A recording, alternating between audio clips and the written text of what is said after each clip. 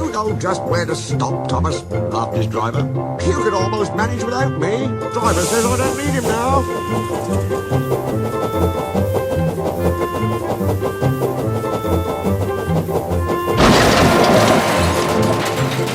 He was going to work. Had our front end mended.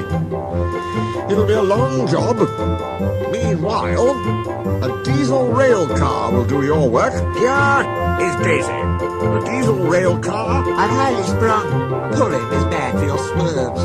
That's a good story. I'll do just what work I choose, and no more.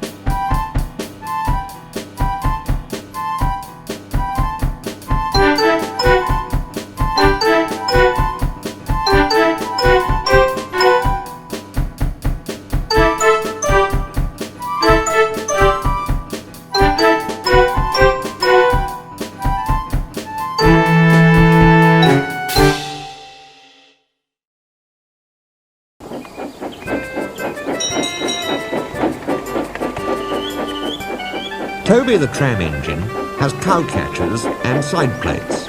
They help to prevent animals getting hurt if they stray onto the line. Daisy thought they were silly. She said Toby was afraid of getting hurt himself. I'm not, said Toby indignantly. You are. I've not got stupid cow catchers, but I am not frightened. I just toot, and they'd all get out of the way. But they don't, said Toby simply. They would with me. Animals always run if you toot and look them in the eye. Even bulls? Even bulls, said Daisy confidently. Daisy had never met a bull, but she purred away quite unconcerned.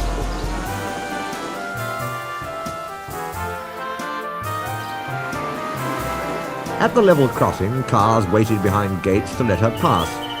She tooted at a farm crossing, and a horse and cart halted while she went by. Pooh, she said.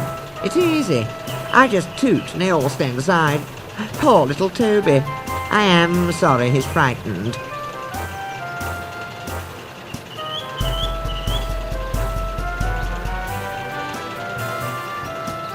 At the next station, a policeman was waiting. There's a bull on the line, he warned them. Please drive along towards the farmer. Daisy was excited. Now, she thought, I'll show Toby how to manage bulls. Champion wasn't really a fierce bull, but this morning he was cross. He saw a fence, jumped it, and slithered down a slope. Champion was surprised. This was a new kind of field. He had a brown track at the bottom, but there was plenty of grass on each side, and he was still hungry.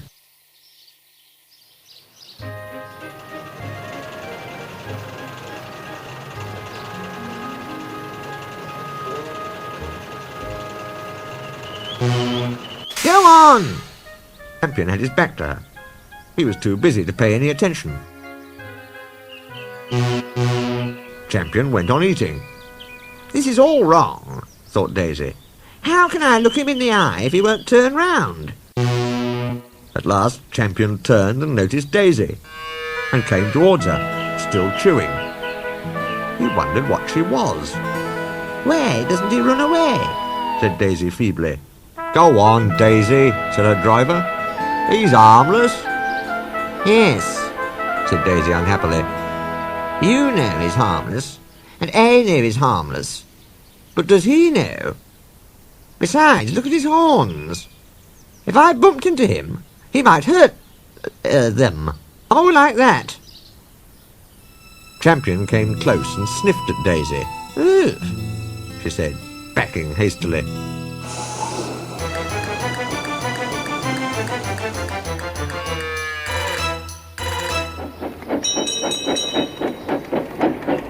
Toby was surprised to find Daisy back once more at the station.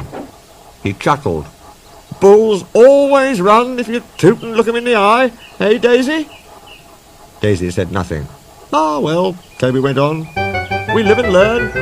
I'd better chase him for you, I suppose." He clanked away.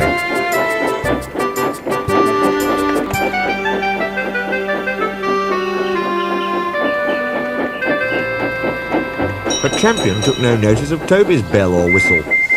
He didn't move till Toby whooshed him with steam.